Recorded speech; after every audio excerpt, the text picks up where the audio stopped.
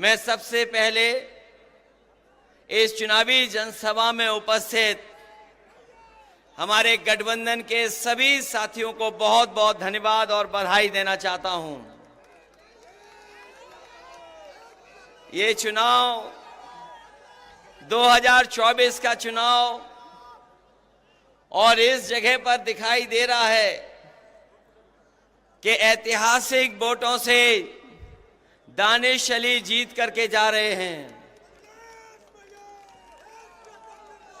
इधर पहले चरण का चुनाव हमने आपने सबने देखा और मैंने हर कार्यक्रम में हर सभा में ये कहा कि इस बार पश्चिम की हवा जो चलेगी वो भारतीय जनता पार्टी का न केवल उत्तर प्रदेश बल्कि देश में सफाया करेगी। और कल ही जनता ने भारतीय जनता पार्टी को पहले चरण में ही पलट दिया। जो लोग कहते थे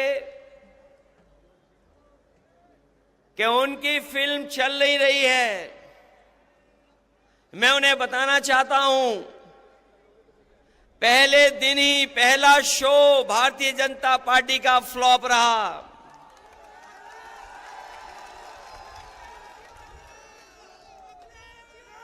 उनकी झूठी कहानी कोई सुनना नहीं चाहता। उनके घिसे पिटे डायलॉग अब जनता के बीच में चल नहीं रहे। उनकी सब खिड़कियां खाली हैं, कोई उत्साह नहीं दिखाई दे रहा है।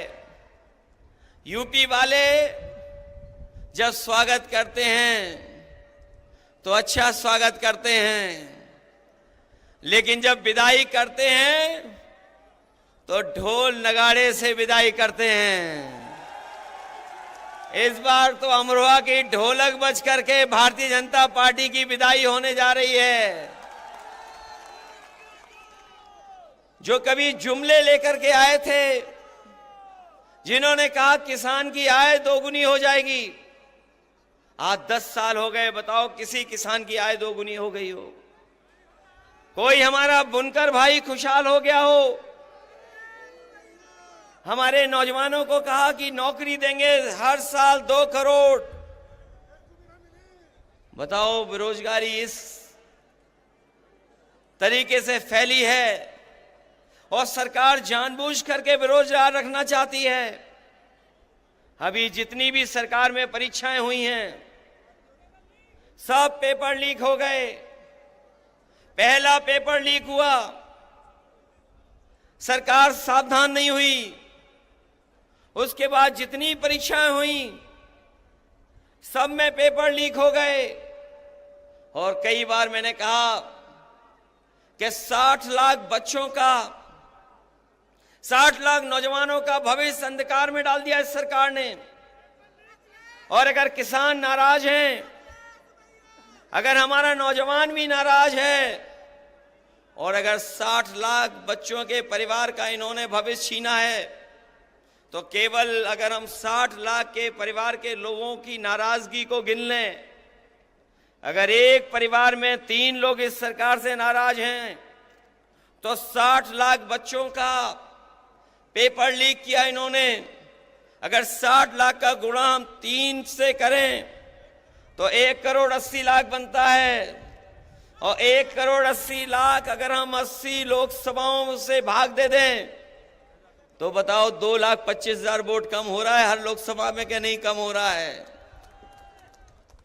और जिस तरीके से खुल करके बहुत सारे परंपरागत वोट जो बीजेपी को मिला करता था वो खुल करके विरोध कर रहे हैं।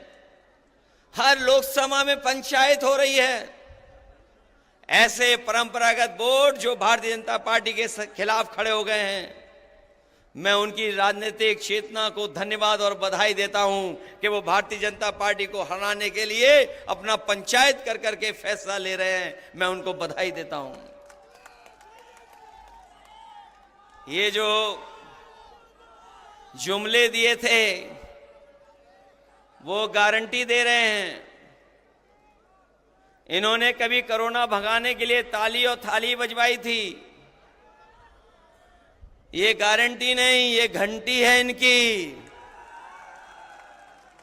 हमें इनकी गारंटी नहीं चाहिए। हमें बाबा साहब भीमराव अम्बेडकर जी ने जो संविधान में हमें गारंटी दी है, वो संविधान की गारंटी चाहिए। और वो संविधान की गारंटी ही आपको अधिकार दिलाएगी। संविधान की गारंटी ही हमें आपको सम्मान दिलाएगी। इसलिए 2024 का चुनाव हमारे आपके भविष्य का तो है ही है, लेकिन आने वाली पीढ़ी के भविष्य का भी चुनाव है। इसलिए आने वाली पीढ़ी के भविष्य के लिए और बाबा साहब भीमराव अम्बेडकर जी का संविधान बचाने के लिए और अपने वोट के एक अधिकार को बचाने के लिए आप लोग सब मिलकर के दानिश अली को जिताने का काम करना, इनकी मदद करने का काम करना। बताओ, मदद करेंगे आप लोग? दानिश अली जी को मदद कर करके लोकसभा में भेजोगे?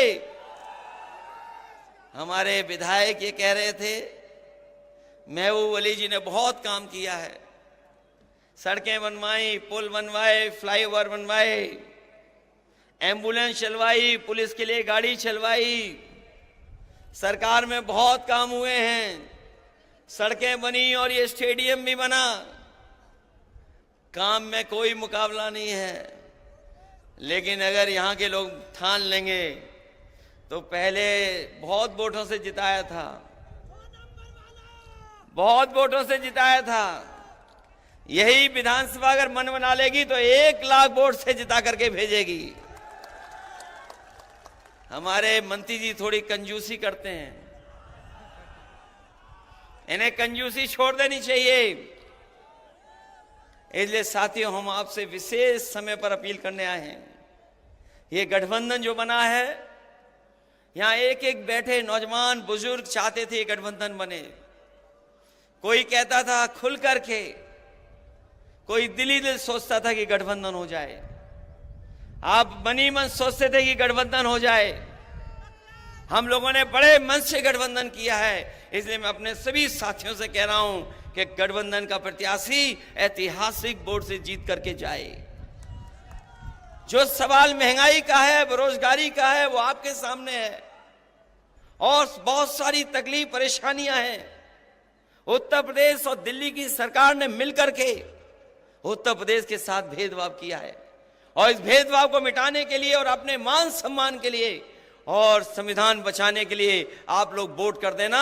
और दानिश अली जी को, जो कांग्रेस के प्रत्याशी हैं, इनके चुनाव चिन्ह हाथ पर एक एक वोट दे करके इन्हें लोकसभा में भेज देना।